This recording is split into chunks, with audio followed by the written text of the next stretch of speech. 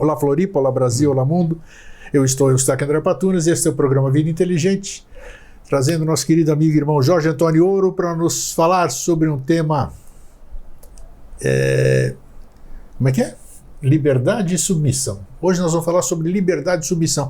Por que nós vamos falar? Já abordamos o tema liberdade de outra forma, mas hoje o tema se apresentou para definirmos algumas coisas, né? Porque o que é a liberdade e o que é a submissão?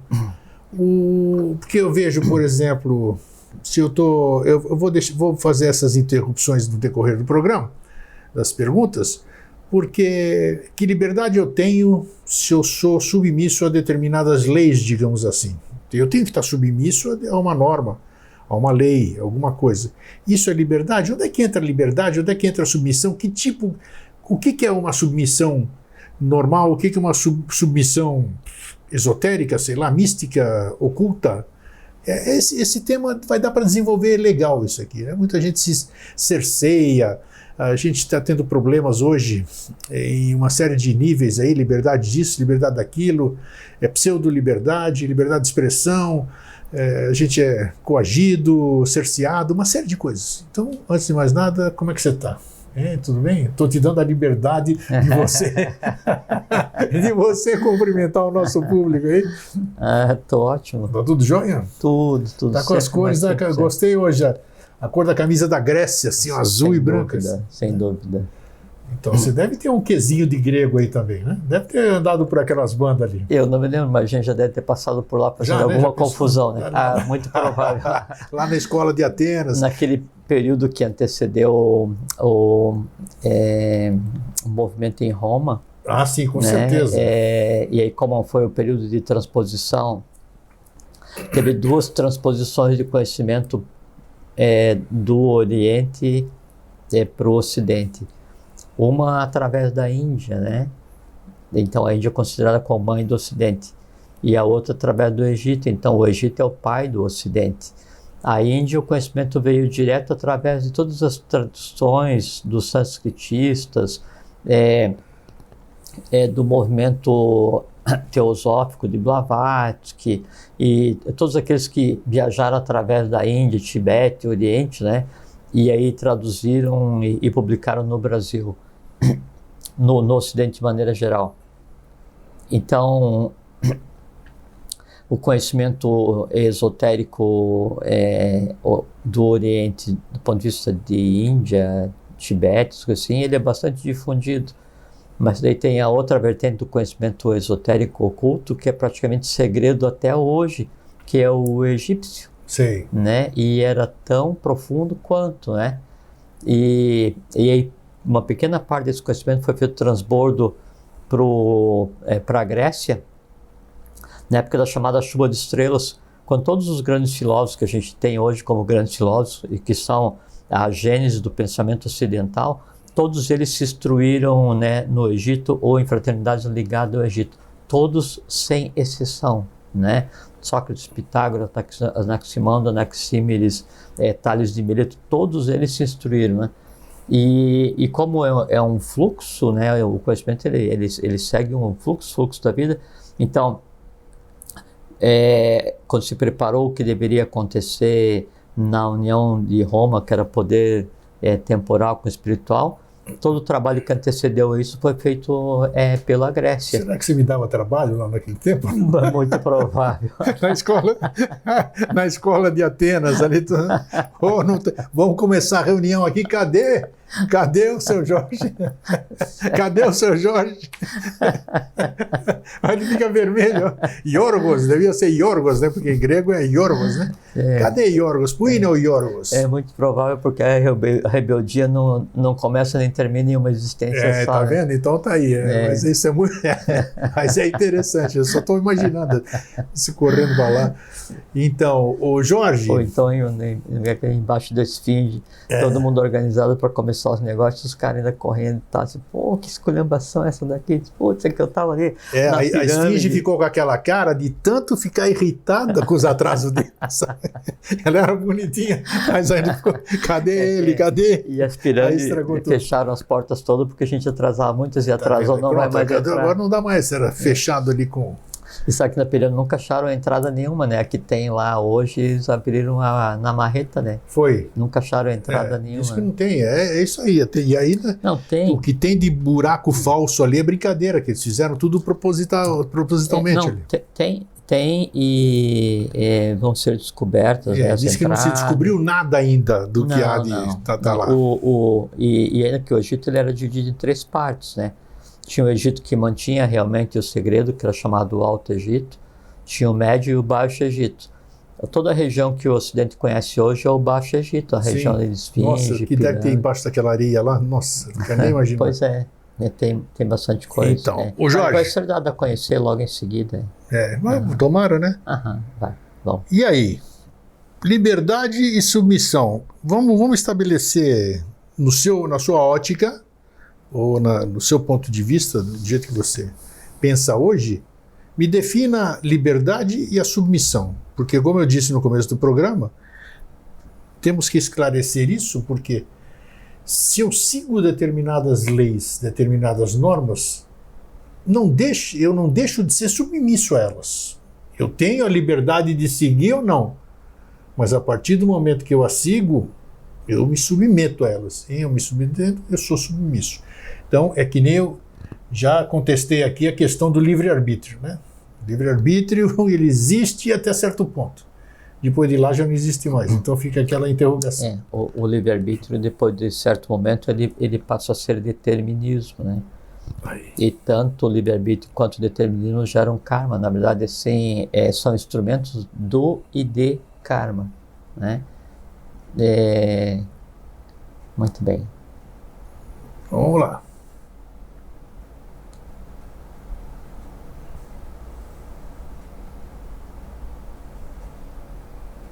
Então, meu nome é Jorge, né?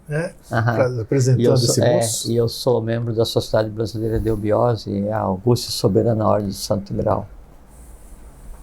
E o que eu converso aqui, o que a gente tem conversado nesses anos todos, são pequenos fragmentos que antecedem os cursos os graus de iniciação, que todos eles são 5 etapas, né? São uma preparação para ingresso na ordem. Então, são 5 etapas de preparação para ingresso na categoria que a gente chama de irmão maior. E o que a gente tem conversado aqui nesses quase 14 anos, né, Greg? Isso, daqui a pouco vai fazer 14. São fragmentos que antecedem a preparação para então fazer os graus, para depois então entrar na ordem. Esse é o nível do conhecimento que a gente tem trocado com uma outra coisa esparsa, né?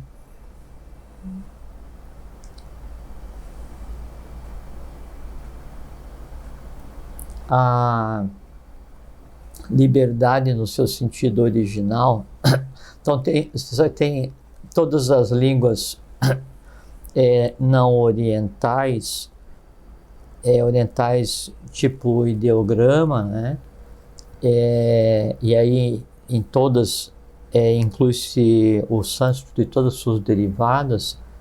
Então elas vêm de um idioma que é designado hoje pela academia, hoje nos últimos séculos, né, como proto-indo-europeu, chama PIE, né?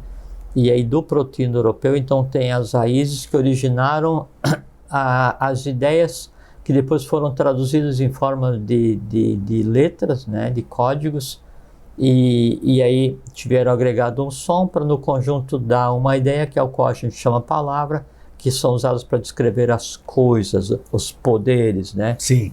Sim. As palavras são usadas para descrever o invisível. Você fala o nome de qualquer emoção, você está descrevendo o invisível, e em algum momento a gente teve que dar um nome, antropomorfizar esse invisível.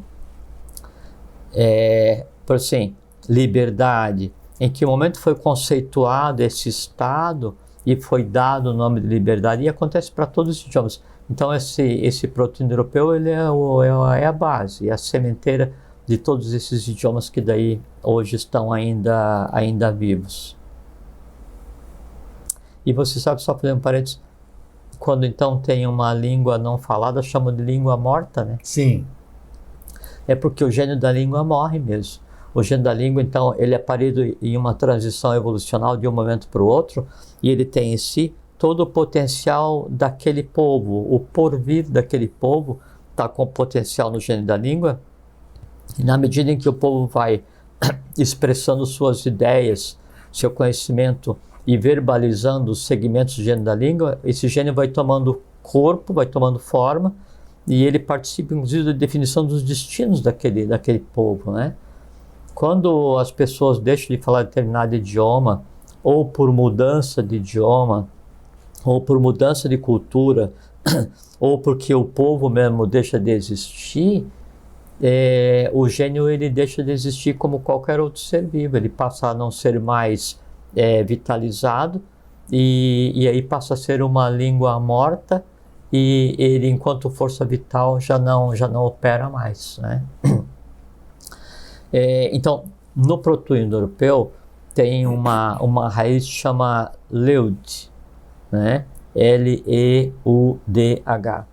E o Leud, ele está ligado ao conceito de crescer livremente, né? Se expandir alegremente. Então, tudo que se expande alegremente, que cresce livremente, está experienciando o Leud, né? O universo, a galáxia, o sistema solar se move e se expande livremente pelo espaço, né? Os vegetais, os minerais, os animais se movem e se expandem livremente. E esse Leud, ele deu origem ao conceito que a gente chama de liberdade. Essa é a verdadeira liberdade, né? É o crescer e se expandir livremente, fisicamente, vitalmente, astralmente, mentalmente, o espírito crescer. Numa primeira analogia, então, liberdade é o estado de ser do eu superior de cada um. Você tocou num assunto que eu tenho pimba, porque apareceu outro dia, eu li num livro novo que eu comprei, acho que eu te mostrei a capa. Diz que não existe, não, é uma chance de você inclusive explicar isso agora. Você falou de eu superior, né? Uhum. O livro diz, e é interessante porque diz com convicção ali, você se convence que não existe um eu só, né? Não, aí, como é que é isso? Não, é que assim, existe um ser, né? Que ele primeiro é manifestado, ele se manifesta como divindades, né? Se na Bíblia Elohim é plural, então Elohim não é um Deus que criou tudo, são deuses que criaram tudo, né? E aí esse impulso original, daí forma 1, forma 3, forma 7, do 7 forma todo o universo. Ok. Mas daí não dá para dizer que existe um eu, porque esse um que existe, ele ainda não é eu. Não é nem na questão nossa. Não, eu digo eu sim. Cósmico, né? Tá. É quando trazer para nós depois. É quando ele é um, né? Ele ainda não está manifestado integralmente. Quando ele toma uma manifestação integral, ele já surge como 1, 3 e 7. Né? Então ele já surge na multiplicidade. Aí então isso vai se dividindo em filamentos, e aí vem descendo em direção à consciência, a consciência lançada na matéria, né? E aí cada filamento, cada fragmento desse grande núcleo original é que somos as individualidades em evolução, a mônada, e ligado às mônadas, as almas de cada um. Então não existe um eu só, porque para esse um só, o imanifestado, né, não se pode aplicar o conceito de um. E quando o imanifestado se projeta, né, na matéria, daí já não é um, daí já pode considerar como multiplicidade. Independente se a multiplicidade é 7 ou 777 bilhões, é o 1 manifestado. Então, não, assim, isso não procede. Tá, então vamos reduzir a coisa aqui. Eu estou aqui, Eustáquio, certo? Uhum. Todo mundo fala, não, porque você tem que Estudar, mudar de consciência para você buscar o seu eu superior. Mas existe um... Não, tudo bem, mas peraí. Que é tua mônada? Isso, mas aí dá a entender, ou talvez eu esteja me expressando mal, dá a entender que não existe uma multiplicação desse eu, é um alcançar uma outra consciência que é uma coisa só. Não. Não? Não, porque se fosse assim não precisava evolução. Se todos os espíritos ou consciências, né, ou mônadas, fosse uma única coisa, não houvesse diferenciação entre eles, para que então existiria evolução? Há diferenciação, tanto é que quando começa-se um universo, quando começa-se um novo estado de matéria, o primeiro transbordo são os inconscientes. Então, quem nasce primeiro em universo? Aqueles que ainda não estão totalmente prontos. Quem nasce por último no universo? Aqueles que estão mais prontos para orientar os que primeiro vieram. Sempre assim. Então, inclusive, por exemplo, você pega... Estou só fazendo um parênteses. Tá. Você pega uma hierarquia criadora, sim, os Pitris, os pais desse momento evolucional. Sim. Suras, Agnisvatas, Baixadas. Então, todos eles, sim, é uma alma-grupo? Não. Existem diferenças de consciência entre eles, tanto é que daí, então, você vai passar de Jiva para Pitri, daí, enquanto isso, o lunar evoluiu para o solar evoluiu para o Sura, o Sura evoluiu em direção a Atman. Tem dois processos, é muito boa essa tua colocação, e é bom a gente esclarecer. Tem dois processos que são comuns a todo e qualquer ser organizado na matéria, não interessa se é um mineral ou se é um Sura, um Asura, um Agnisvata, um Barishad, um Deva, não interessa o que seja. Primeiro, evolução. Todos indistintamente estão em evolução em direção à consciência única, ao imanifestado. Todos indistintamente, primeira coisa. Segunda coisa, respiração. Todo mundo respira. Né? O que acontece é que cada um respira o seu caos, cada um respira a sua matéria. O fogo respira o fogo, a terra respira a terra, o ar respira ar. Né? E aí, nos outros estados de matéria, cada um respira a própria matéria. O que vai respirar? Prana. O que é o prana? A gente chama de prana. É a essência elétrica que anima a própria existência e que emana do umbigo no universo, passando por vários níveis, passa pelo Sol e aí anima tudo que está evoluindo junto com o Sol. Então, dois princípios básicos. Dois princípios básicos. Todo mundo respira e todo mundo evolui. Porque senão não precisa ter evolução. Se o universo fosse pronto e acabado, daí, então, vou manifestar o universo para quê? Para esculhambar o que está concluído? Não. É porque nunca está pronto e acabado. Uma parte de si mesmo está pronta, outra parte de si mesmo precisa de si para evoluir em si. E aí vai e se manifesta fazendo o universo. Tá. É simples. Mais ou menos. Não, é simples, né? Senão a gente só, assim, traz para a mente concreta e analisa logicamente e fica simplicíssimo de compreender. Né? Porque se eu tiver, voltando, até o assunto é interessante, está dentro do nosso esquema, está dentro do nosso tema. Até porque sem consciência não há liberdade. Perfeito. Então é isso que eu digo, porque a partir do momento que eu acesso esse tal de eu superior, que nós já falamos sobre aqui também, quem quiser recordar. Não é esse tal grego, existe mesmo. Sim. É por isso eu digo assim, eu conversei com um tal de grego, daí tu não ia gostar. Então quando fala não, porque tem um monte de grego aí. Não, mas Eustáquio, grego é teu apelido, sim. Né? Então, conversei com um tal de Eustáquio, deve ser um tal, não, meu nome é Eustáquio André Patonas. Então, o eu superior é a própria divindade. Então, não chama desse tal. Mas como eu não conheço ele ainda... Não faz mal. Então, porque a hora que a gente acessa o eu superior, dizer assim, eu já tenho um nível de consciência. E esse nível de consciência é que vai me transformar. Mas é uma coisa que é muito importante. Vai fazer o que eu bem entender desse corpo, dos espaços, das dimensões. Isso aí eu sou eu. Só que é um aprendizado assim, grego.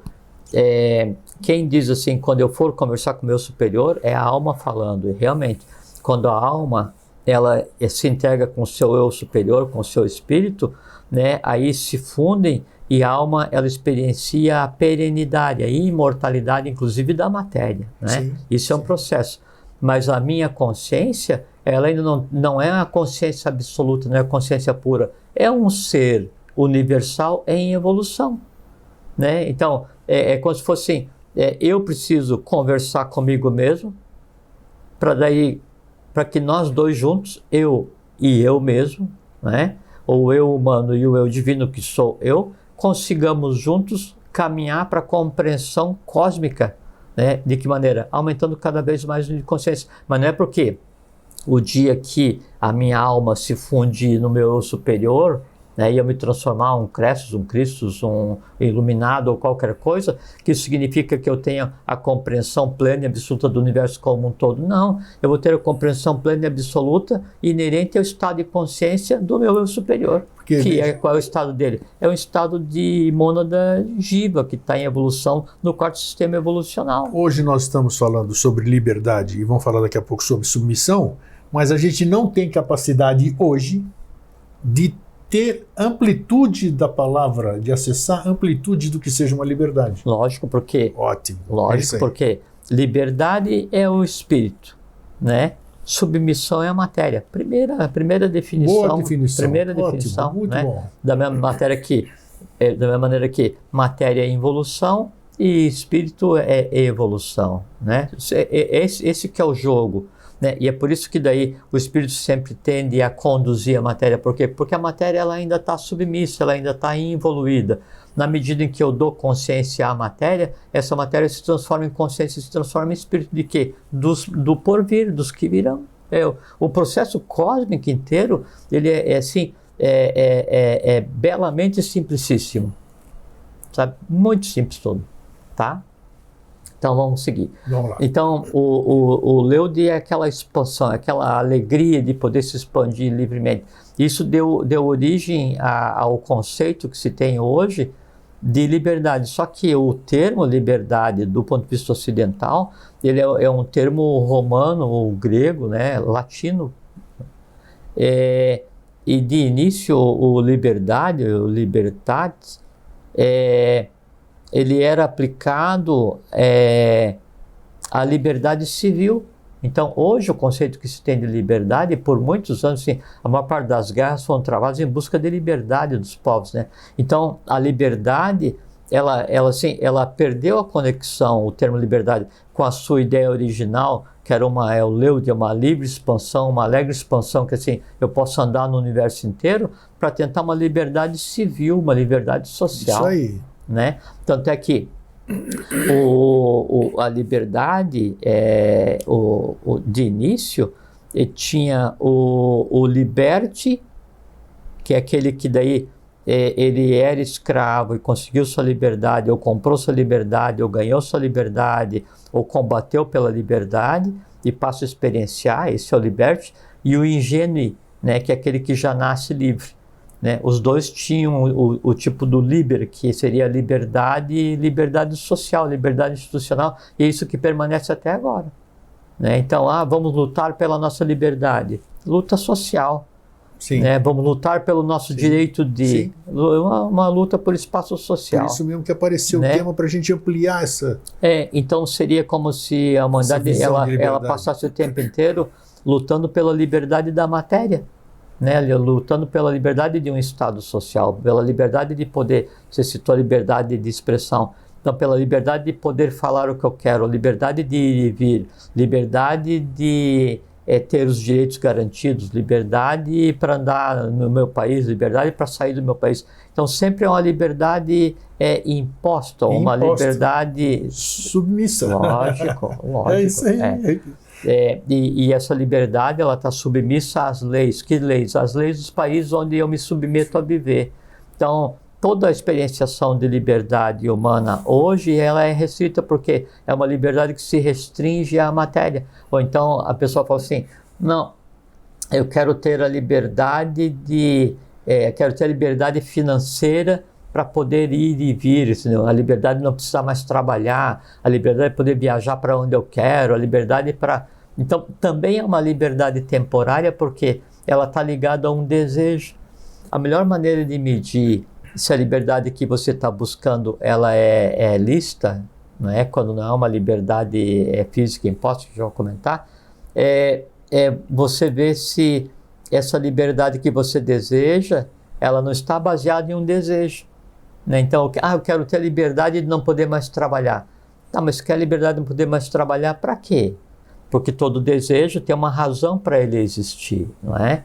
E aí a gente vai lutar para satisfazer aquele desejo. Sim. Então, você quer a liberdade de não poder mais trabalhar, não precisar mais trabalhar, para quê? Ah, porque eu quero viajar o mundo inteiro. Tá, mas para quê? Ah, porque eu quero aprender muito. Tá, mas quer aprender muito o quê? Né? Ah, tudo quanto é coisa cultural. Tá, mas quer aprender tudo quanto é coisa cultural, para quê? Então, uma pergunta depois da outra para desnudar, para expor o âmago do desejo. E aí vai se ver que, na verdade, aquilo que é ansiado como liberdade não é liberdade, é satisfação de desejo. Né? Eu falo assim, eu quero ter liberdade de poder comprar o que eu quero. Né? Daí não é liberdade. Você quer recurso para satisfazer todos os teus desejos, mas isso não é ser livre. Ao contrário, essa liberdade de poder comprar o que deseja ou de ter o que deseja é a mais profunda e absoluta submissão da consciência ao desejo. Aí é que tá. Né? E é o pior tipo de liberdade a ser buscada, porque é uma falsa liberdade onde a submissão absoluta ao desejo ou aos desejos, né, ela fica mascarada de liberdade. Aí você vai ter a liberdade de satisfazer seus desejos. Você satisfaz e fica livre só o tempo da digestão do desejo. Né? Após o desejo ter digerido aquela realização, imediatamente cria um outro desejo. E aí você perde a liberdade e vai trabalhar para que aquele desejo seja satisfeito novamente. Então, a pior das escravidões, né, é aquela onde você pensa que é livre para lutar, para alimentar os teus desejos. Por quê? Porque não vai levar a lugar nenhum. É a sardinha mordendo a própria cauda. Né? A verdadeira liberdade, obrigatoriamente, ela tem que vir da aquisição de consciência. Porque o que vai te dar a aquisição de consciência? Condição de discernir exatamente o que é liberdade e exatamente qual liberdade que eu quero, exatamente a razão pela qual eu quero essa liberdade. Quando eu tenho uma não liberdade ou uma submissão, submittere, né? Mittere é quando você lança alguma coisa, empurra alguma coisa. Então é uma coisa muito interessante que submissão não é aprisionamento, porque às vezes você está aprisionado e o aprisionado ele tem privação de liberdade, então você percebe que está preso, né? Porque você não consegue se mover. O submittere, né? O submisso, ele tem liberdade, mas abaixo de alguém. Então, às vezes ele não percebe que ele está submisso, ele não percebe que está submetido a alguma coisa. Às vezes, por exemplo assim, eu estou submisso a uma paixão, eu estou escravo de uma paixão, né? Eu não tenho liberdade.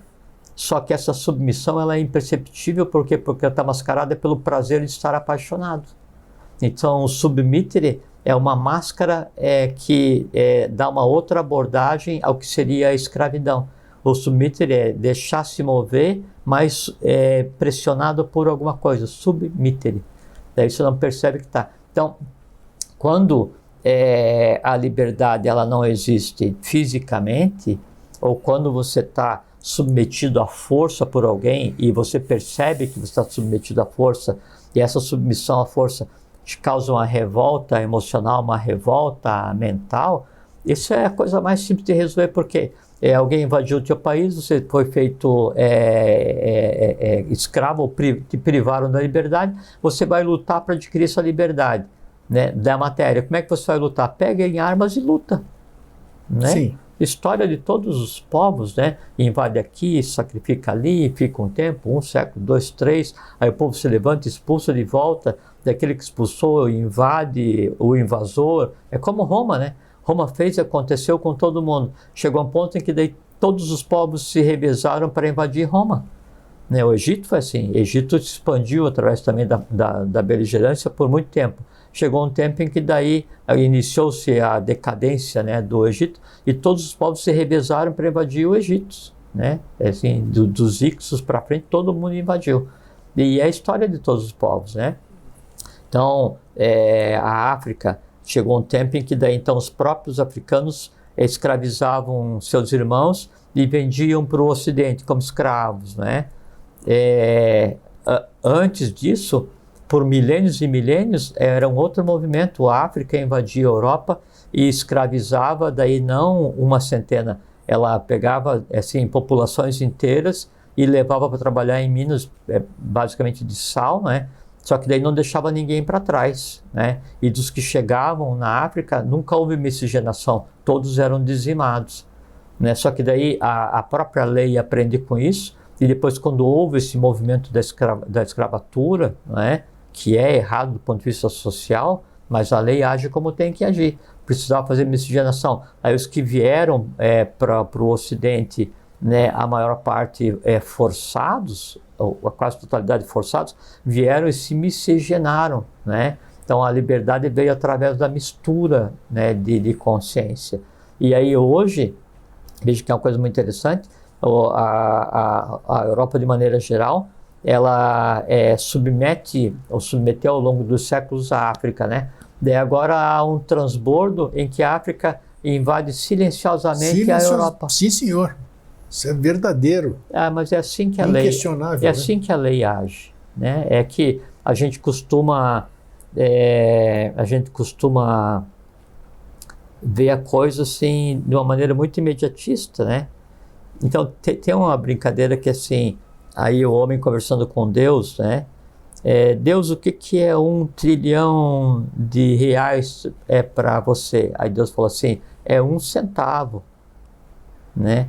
E aí assim, Deus, o que é 1 trilhão de anos para você? Aí Deus falou assim, é 1 segundo. Daí a pessoa falou assim, mas se 1 trilhão de reais é só 1 centavo, então me dá 1 centavo. Daí Deus falou assim, aguarda 1 segundo que eu já te dou. Que vai receber nunca. Não, a proporção é essa. Então, às vezes a gente tende a julgar a reação da lei, a reação da evolução de uma maneira muito imediatista, e a gente não compreende o movimento de xadrez, né? Então, a questão é assim, como se fosse a 4ª lei de Newton, né? Que a cada ação corresponde a uma reação de mesmo modo de sentido contrário. Caramba, buscando equilíbrio. Então, um continente inteiro oprime, aí o continente oprimido se levanta, ele vem e devolve, né? Aí isso aqui recebeu o contrafluxo da opressão, né? E aprende, aí devolve em menor escala, e fica naquele, como se fosse 2 copos assim, que de tanto fazer assim, derramando um pouquinho cada vez, chega um ponto em que os 2 copos estão vazios, chegou no ponto de equilíbrio, né? Enquanto isso tem os outros povos assistindo, né? E se participam, então é um jogo. Enquanto não houver liberdade de consciência, né, quem domina são os impulsos de matéria, né? E quando o impulso de matéria acontece, toda a consciência é submissa, né? E aí a matéria, ela desconhece a liberdade, né? E o espírito, ele fica privado de liberdade. Só que a liberdade do ponto de vista espiritual, do ponto de vista de consciência, ela está ligada à autoridade. E a autoridade, o que ela mais tem, do ponto de vista antropomorfizado, a gente pode dizer, é paciência, né? Porque sabe que o quê? Em determinado momento, em determinado ponto, o equilíbrio vai se fazer. Então, se está havendo submissão, se não está havendo liberdade, né? Isso é um jogo entre matéria e poder. E acima disso eu tenho a consciência, acima disso eu tenho a autoridade. A autoridade, ela aguarda que matéria e poder se equilibrem para daí então ela ser ouvida. A autoridade, ela vem do proto-indo-europeu,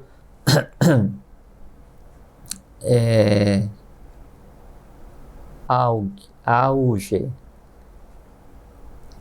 E é uma coisa muito interessante que a autoridade, na sua origem, é um estado de potencialização de crescimento. Então, quando você exerce autoridade sobre alguém, você está potencializando que aquela pessoa se expanda, que aquela pessoa cresça, né? Então, inclusive o conceito daí de autoridade hoje, que está intimamente ligado ao conceito puro da liberdade, ele é desconhecido Porque hoje se confunde autoridade com poder.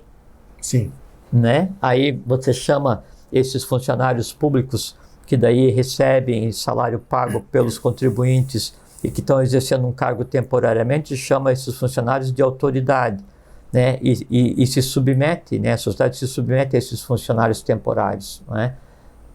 Mas não são autoridade, né? Eles são funcionários exercendo temporariamente o poder que foi conferido pela autoridade. E quem tem autoridade para conferir o poder? E qual é a autoridade que confere o poder? O povo. Né? E aí, inclusive, na Constituição brasileira, tem um erro conceitual muito profundo, que todo o poder emana do povo e em seu nome será exercido. Não é isso. Né? Toda autoridade emana do povo, e o poder, vírgula, em seu nome será exercido. Aí sim, aí a gente é um estado de equilíbrio, senão não. Então é o que a gente vê hoje no Brasil e no mundo, que é um estado de pandemônio, onde a liberdade é desconhecida, né, e onde a submissão é a regra do dia. É interessante, eu sempre comento aqui, e não me canso de repetir até que mude a minha cabeça, é que é felizes dos ignorantes. Aqueles que ignoram tudo, que levam sua vida, saem para trabalhar, saem passear, não pensam em nada do que nós estamos falando aqui, levam sua vida, fazem suas baladas, ou vão para a praia, ou fazem isso aqui. Mas você sabe que isso é temporário, né? Porque pode ser. Um dia, pode ser hoje, pode ser daqui a 50 encarnações, eles vão passar pelo choque do questionamento e da revolta, porque o idílio submisso ou o idílio ignorante, ele não dura para sempre, porque isso em si é contrário à evolução. Sim, né? Tudo bem, você está falando em questão de tempo, e aí que eu quero focar também. Porque desde que a gente conhece por história, e nós estamos falando aqui, nós especificamente estamos falando há 14 anos aqui, quase, tudo isso aqui, já começou de lá, da cosmogênese, antropogênese, e a gente vê avataras, bodhisattvas, agnisvatas, tudo isso aqui sempre enfrentaram problemas de liberdade, sempre enfrentaram, eles não tinham a liberdade, queriam agir, vieram com tarefa, missão, chama do que você quiser, chama do que vocês entenderem ali, mas estava sempre alguém para atrapalhar lá. Ou era daqui, ou era de plano sorte, ou era...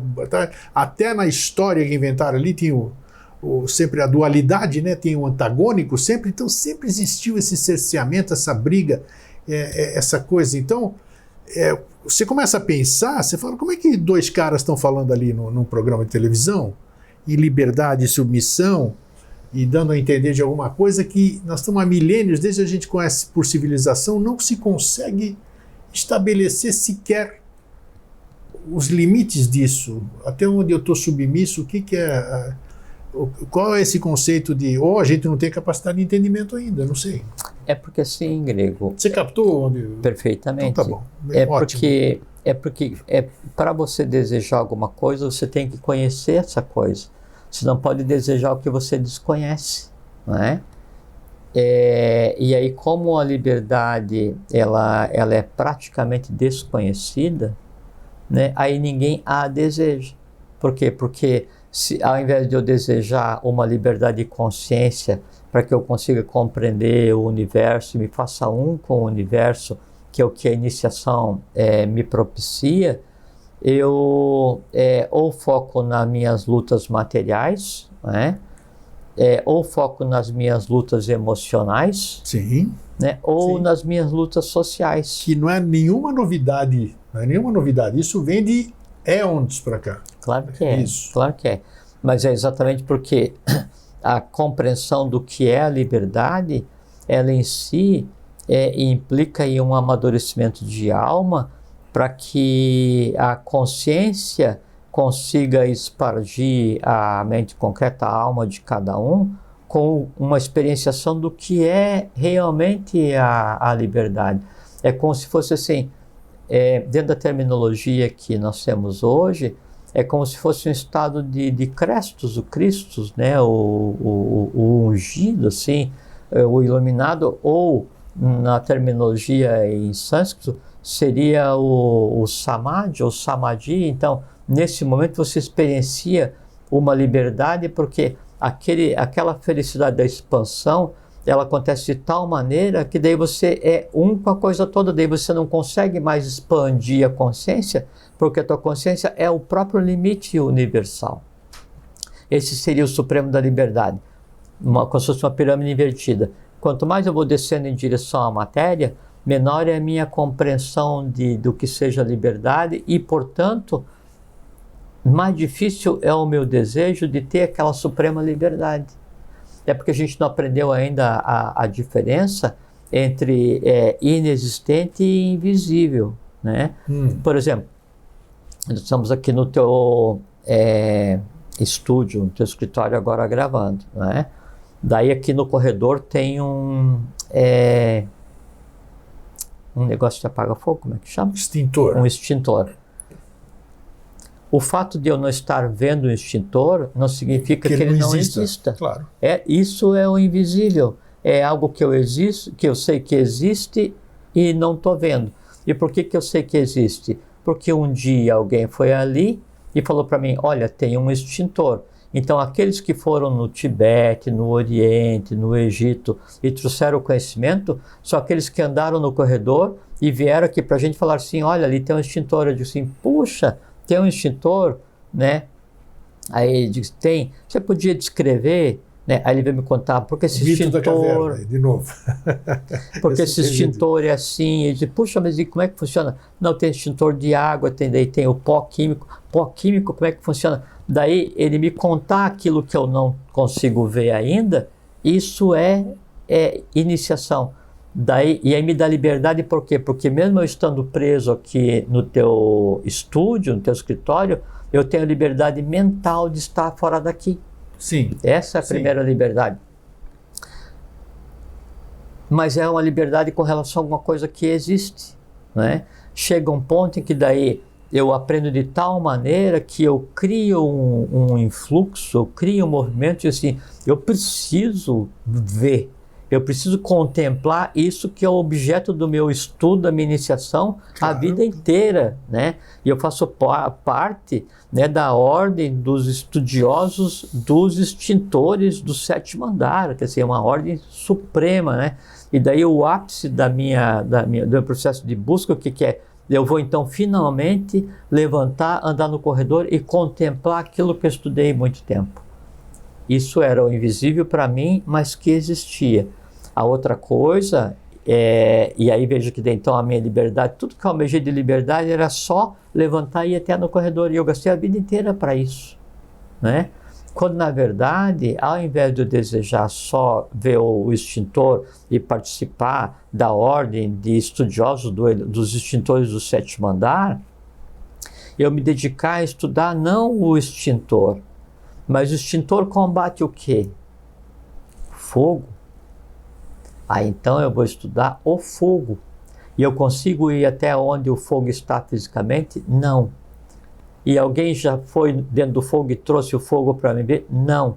Então aí eu tenho que criar um novo tipo de liberdade, porque eu estou me dedicando a estudar aquilo que ainda não foi visto, aquilo que ainda não foi compreendido. Eu vou dar um passo além do que qualquer outro já deu em direção à compreensão do fogo. E compreender o fogo, compreender a alma do fogo, o espírito do fogo, os elementares do fogo no plano mental, a essência de Agni, Forrati e Kundalini, que são fogo, né? A expressão do amor universal, que é fogo, a condensação da matéria, que é fogo, o prana, que é fogo, o tato, todos eles têm esse fogo, que daí é o teja, sabe? Daí eu começo a compreender, e aí essa compreensão expande a minha mente em direção a uma liberdade onde então sim, eu não tenho mais fronteira, não tenho mais limite.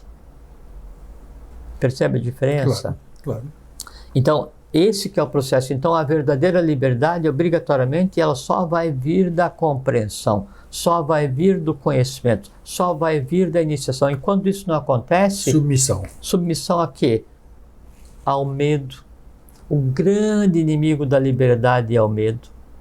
Né? E aí quando eu desejo uma liberdade que eu desconheço, mas ainda assim eu desejo, e eu tenho medo de algum fator qualquer de ir em busca dessa liberdade, eu desenvolvo o ódio. Então o medo e o ódio andam de mão dada, combatendo a liberdade na sua essência, a mínima liberdade. E aí acontece a submissão. Submissão a quê? A paixão que me submete. Submissão ao próprio medo. Submissão ao próprio ódio. Submissão à ignorância. E aí depois vem submissão a leis que não deveriam existir. Submissão a governos opressores. Submissão a religiões que exploram e fazem interface entre o homem e um Deus inexistente, porque elas mesmas criaram aquela imagem de Deus. E aí tudo, então, é motivo de submissão para mim. Por quê? Porque eu não tomo a iniciativa. Eu não quebro aquele ciclo, né, de liberdade e submissão, onde o máximo da liberdade que eu quero é poder ir no shopping e comprar alguma coisa sem estourar o orçamento. Então, eu vou jogar na loteria porque eu quero ter liberdade de comprar o que eu quiser, ou quero ter liberdade para ser o mais famoso, ou quero ter liberdade para ser o mais poderoso, ou quero ter liberdade para dominar, para oprimir, para roubar, para enganar, para ser esse tipo de coisa assim. Então, enquanto eu não experienciar o que seja a verdadeira liberdade, que é o conhecimento, que é o libertador, porque liberta a alma e a coloca de mãos dadas com o seu próprio espírito, enquanto isso não acontecer, eu estou submisso, subordinado, submetido, escravizado por quem? Pela minha própria ignorância, pelos meus próprios desejos, pelos meus próprios medos. Então, eu, que deveria ser senhor absoluto de mim mesmo, que deveria ser a fonte da liberdade absoluta para mim mesmo, sou ao mesmo tempo aquele que me submete de uma maneira como ninguém jamais me poderia submeter. Por quê? A não ser a submissão física, e essa é simplicíssima de resolver. Por quê? Porque você vai dar embate físico, né? Todas as outras acontecem com a anuência daquele que se submete. Então você abre mão da tua liberdade e concorda em ser submetido a alguém. E aí alguém vai e aí te manda, faz isso, faz aquilo. Ou então, não, deixa, eu falo com Deus no teu nome, né? Ou falo com Deus por você. Não, deixa que eu cuido do teu interesse. Não, deixa que eu cuido da tua proteção. Daí você fica aqui nesse país, nesse estado, porque eu vou cuidar, né, da tua saúde, da tua educação, da tua proteção, faço tudo em teu nome. Daí você vai se submetendo, cada vez menos liberdade, cada vez menos iniciativa, cada vez menos conhecimento. E junto com isso, daí vem sofrimento, angústia, opressão, revolta, dor, ódio, antipatia, inimizade. Então fica uma porção de irmãos caóticos, né? Entrelaçados, interagindo todos os dias, cada um tentando ganhar uma migalha do dia de cada pessoa, né? Por quê? Porque a pessoa não experiencia o que seja o verdadeiro conceito de liberdade. E o que é a liberdade para a pessoa? A autoridade. Hoje eu me liberto. Hoje eu me transformo, sabe-se lá por quê, não importa o meio, eu sou um ser liberto. Um ser liberto entre quase 8 bilhões de seres. Eu sou um ser liberto. O que eu ganho com isso? O que a humanidade ganha com isso? E, completando a minha pergunta, nesses 8 bilhões que acabei de citar, quase 8 bilhões, e nós temos todos os elementos hoje em mãos, é o celular, o computador, os tablets, a informação voa, chega num segundo. Nós temos notícia de pelo menos um ser liberto, um ser que seja conhecido dessa humanidade, ou reconhecido dessa humanidade por exatamente ser um ser liberto. Então, primeira pergunta, né, que eu digo, me libertei. E aí? O que isso é muito bom para você, grego, maravilhoso, você tem um nível de consciência. E daí para a humanidade, o que representa só eu, nesse caso, estar liberto? Não estou submisso a mais nada. Sim, a resposta a todas elas bem simples. Poxa, que bacana. Que legal, por isso que eu gosto de conversar com ele. Então, quando um se liberta, o que a humanidade ganhou? Ninguém pode dizer que a humanidade é escrava. Por quê? Porque tem um liberto.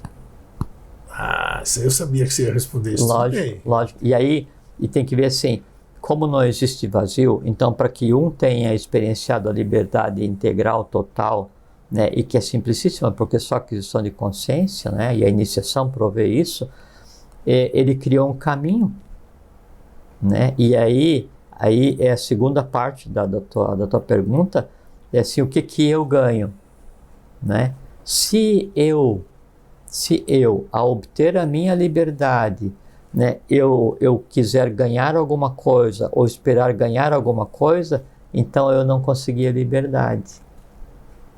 Porque eu quero um retorno, eu quero um resultado, alguma coisa, tá, eu consegui a liberdade para compreender... O que eu ganho foi mal formulado. Qual não, mas eu acho que é muito útil essa abordagem, porque daí permite a gente entendi explicar também exatamente o estado de liberdade, porque se eu, após conseguir a liberdade, que a liberdade é assim, grego.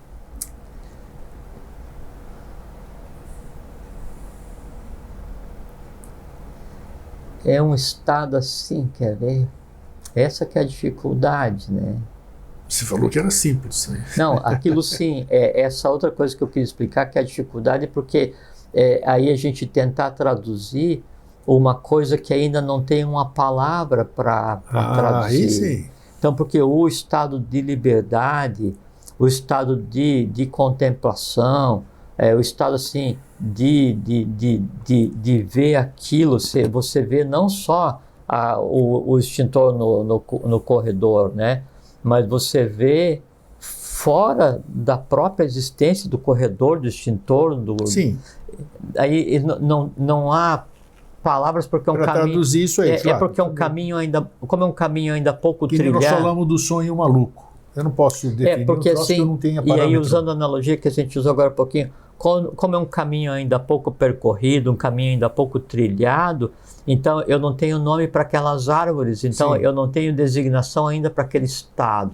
Agora, do ponto de vista humano, se eu busco uma liberdade e eu cheguei a um estado de consciência que deveria ser a liberdade, né, e eu espero alguma coisa, é porque na verdade eu não sou livre, porque quando eu espero alguma coisa eu estou submetido a um desejo, estou submetido a uma expectativa. Todas as vezes que eu estiver submetido a alguma coisa, né, eu não sou livre, não sou livre. Então, a liberdade real, ela só virá, né, com o uso ostensivo, integral, amplo, do conceito de autoridade. Qual autoridade? A autoridade que eu tenho sobre tudo e todos que em mim existe. Porque da mesma maneira como eu não luto e não me dou a liberdade, eu não luto e me permito a submissão. Que submissão? Às coisas que em mim existem. Eu me submeto ao medo. Que medo?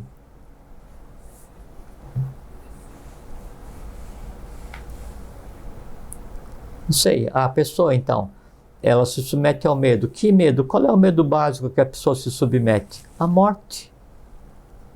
Qual é outro medo básico a que a pessoa se submete? O medo de perder alguém ou alguma coisa. Então a pessoa fala assim, eu sou um destemido.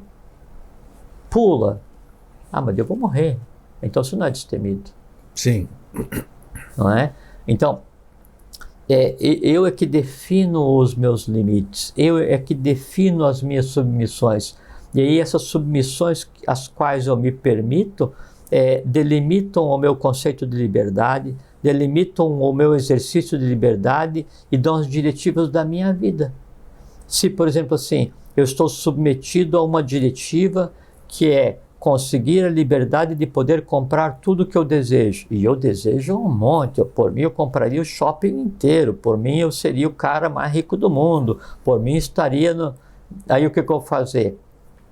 Vou gastar todos os dias da minha vida para trabalhar, para conseguir dinheiro, para atender aquele desejo.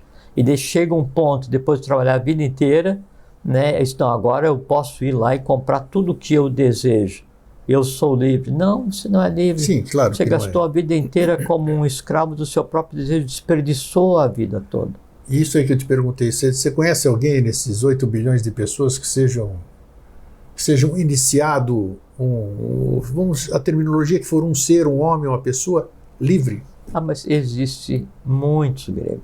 É mesmo? Existe muita gente. Como é que eu posso identificar uma pessoa assim?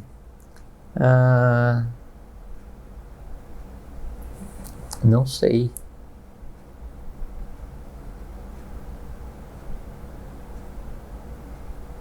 Essa é uma boa pergunta. Boa pergunta, porque o ser humano ainda está preso às formas, a uma série de coisas, né? Então, a partir do momento que eu vejo, você diz para mim, esse cara aqui, isso aqui é uma pessoa livre. Aí eu já vou usar todos os meus atributos, todos os meus dons sensoriais, porque sim, para eu poder analisar o que é essa liberdade uma forma de definir o estado de liberdade de alguém é quando daí ele já não trabalha ou não precisaria mais trabalhar pela própria vida e dele passa a trabalhar pela humanidade. Então, por isso que eu te falo muitos, porque tem muitos seres, muita gente que não precisava mais nem ter nascido, né, e que vem para trabalhar pela humanidade, né? Então, são seres que experienciam aquela liberdade que nos livra, inclusive da roda de renascimento e morte, que é a roda de Sansara. Sim. Entende? Então, há muita gente trabalhando pela humanidade. E daí esses são seres livres, né? Há muita gente que já concluiu esse ciclo de viver como Jiva, né? Vivos, mortos, mortos, vivos, né? E os que já têm corpo causal desenvolvido são seres livres, né? Livre em toda a amplitude do conceito de liberdade, porque não só transcenderam todo o estado de escravidão desse pandemônio que a gente vive hoje, essa ordem social ou essa desordem social, esse caos no mundo, como compreenderam aí a razão da própria existência do cosmos como um todo e se dedicam a ajudar os outros. E aí vem aquela pergunta que você falou, daí, o que eu ganho, né, depois de ter encontrado a liberdade. Então, porque o que eu ganho não era a expressão certa, que muda a humanidade, porque... Pois para a humanidade mudou que pelo menos um conseguiu. E para você, é o que você falou do mito da caverna. Eu consegui ver as sombras, vi que era só projeção do fogo em cima de uma forma, na parede, e eu saio à luz do sol, e ainda assim, primeiro eu vejo a luz do sol refletido na água, e depois até que então eu consigo contemplar o sol. E agora? Eu vou correr feliz, exultante, para experienciar a minha liberdade, ou eu vou agir fraternalmente e vou voltar para a caverna, para contar para os outros que existe o sol lá fora? Se eu correr para experienciar a liberdade, eu não descobri a verdadeira liberdade. Por quê? Porque não desenvolvi o amor fraterno, o amor universal, junto com a compreensão, né? Daí eu sou escravo da minha própria soberba. Por quê? Porque eu acho que eu sou livre. Daí o máximo da liberdade de compreensão nesse caso é voltar e começar a conversar com aqueles que ainda estão na caverna para falar assim, olha, lá fora existe uma bola de fogo num negócio chamado céu, e que ilumina e esquenta. Você não quer experimentar?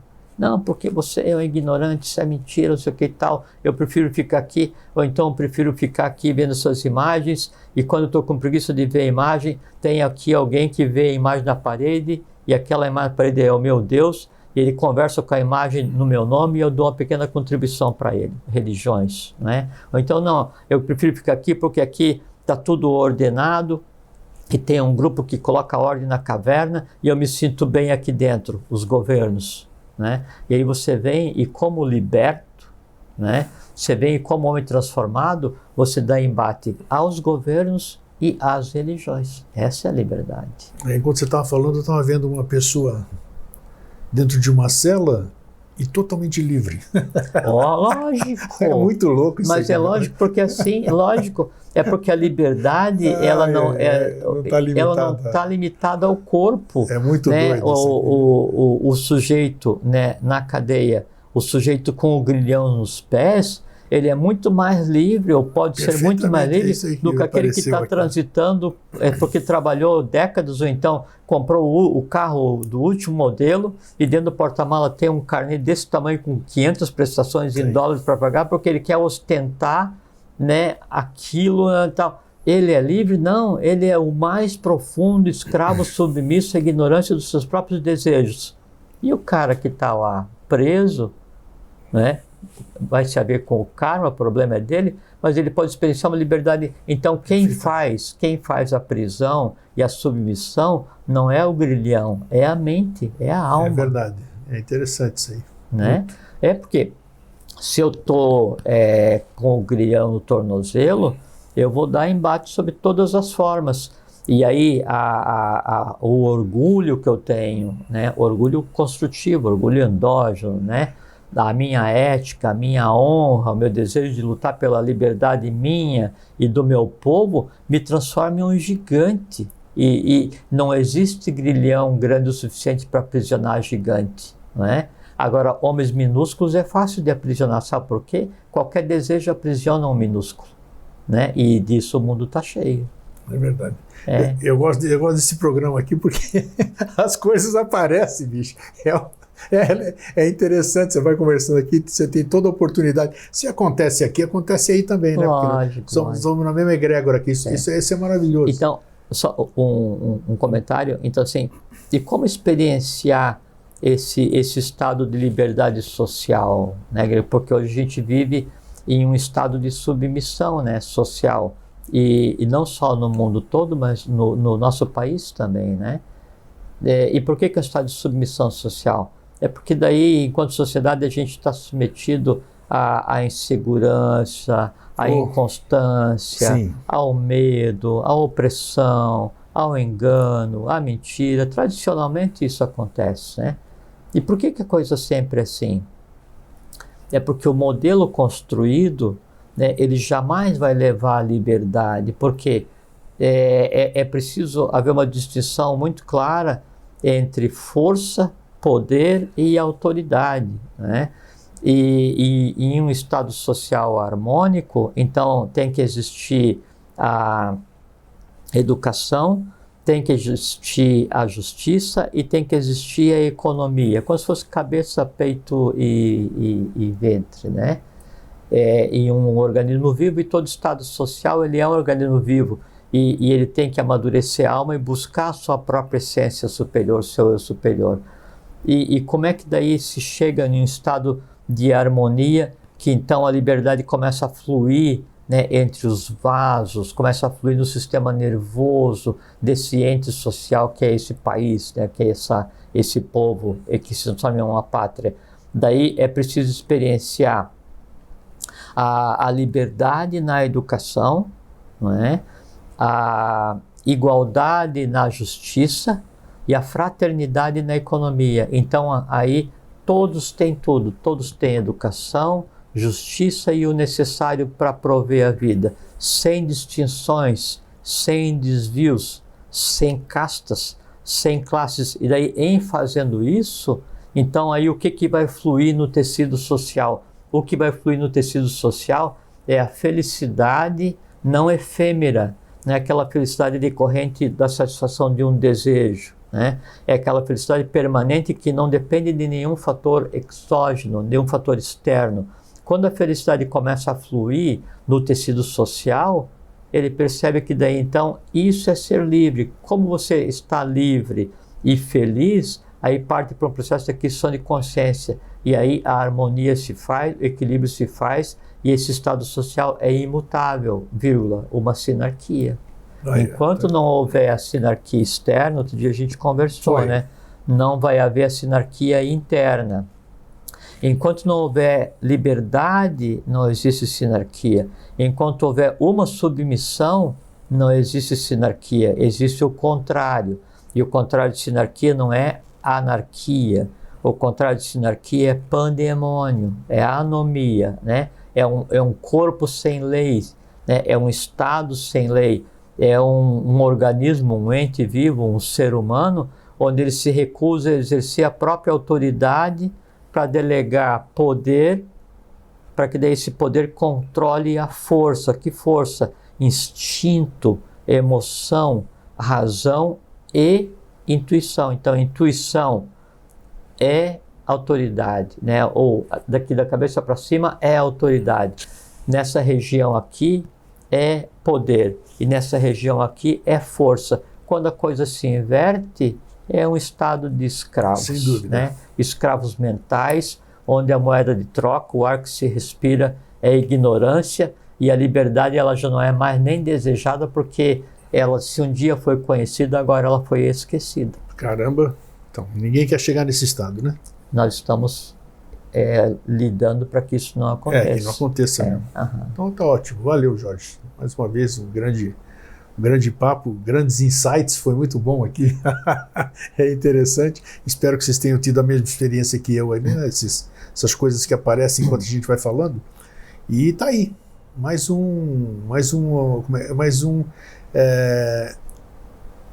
uns, como é que se diz? Ingredientes para a gente adquirir consciência do que seja liberdade e submissão. Fugimos um pouquinho do trivial, né? Mostra além do que está no dicionário, o que é submissão, o que é liberdade, fomos um pouco mais além. E uma coisa que, assim, que é interessante, daí que a gente perceba, que vocês percebam, que daí o único caminho para inexistência da submissão e para a liberdade plena é a iniciação. Não há outro caminho, porque é só através do conhecimento que você vai se assenhorar da própria vida, se assenhorar do seu próprio mundo, e em se assenhorando do seu próprio mundo, você consegue intervir, você consegue interagir, consegue ajudar, auxiliar, compartilhar com o mundo que te cerca. E aí, se cada um então conseguir harmonizar o seu próprio mundo, a gente tem um mundo harmônico, porque o que a gente chama de mundo é só o somatório do mundo de cada um. Perfeito, é isso. Não tem. E aí então a gente pensa assim, mas como é que a gente vai dar paz para o mundo? É muito simples, é só dar paz para cada pessoa. Cada pessoa, exatamente. Como é que eu vou dar liberdade para o mundo? É muito simples dar liberdade para cada pessoa. E a liberdade ela é uma coisa tão sutil que você não tem como dar liberdade a alguém. Você pode dar mobilidade a alguém, né? Você pode tirar o grilhão do pé de alguém. Agora, a pessoa pode estar correndo livremente no meio da floresta e ser escrava e submissa às suas próprias dores. É aquilo que você já postou aí, a gente sempre usa aqui, que é os peixes dentro de um aquário, né, e dentro do oceano, né? Como é que celas de vidro para peixes com asas. Perfeitamente. Então isso é bem isso. Aquela visão. Tinha esquecido, mas é bem isso mesmo. É isso mesmo, então tá aí. A submissão é o vidro que a gente mesmo constrói, né? Isso. A liberdade não usada é a asa, e o conhecimento é o fato de você se dar conta que você está imerso, daí, não na água do aquário. Você tem que perceber que o aquário está depositado no fundo do oceano e não tem nada em cima. Não tem nada, só então você fica dando cabeçada nos teus próprios medos e limitações e submissões, quando na verdade você é um ser livre, inato. Né? Assim, você já nasceu livre, por quê? Porque o espírito não fica preso em lugar nenhum. Então, isso é só tomar essa consciência igual dos peixes aqui. É isso aí, Jorge, obrigado mais uma vez. Né? Obrigado a você. E para vocês, um fraterno abraço e um feliz sempre. Fiquem bem, fiquem em paz, tenham uma boa vida livre, longa e profícua.